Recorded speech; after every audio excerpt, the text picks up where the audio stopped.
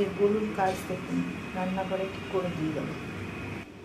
এই যে গলুর কাজ, ওই যে গলু কত কাজ করে, আমার কীরকম কাজটা বাড়ায়। এই যে তরমুজের প্যাকেটের মধ্যে রেখেছি গরুকে দেবো বলে, ওই যে ওইখানে বসে বসে খাচ্ছে, ও যেন খেতে পায় না, সারা ঘর ছিটিয়েছে করে এইসব করছে। কীরকম আকাম করে সকাল থেকে। হ্যাঁ, ওকে কীরকম মারতে ইচ্ছা করে। হ্যাঁ, এগুলো খেয়ে ও বমি করবে না?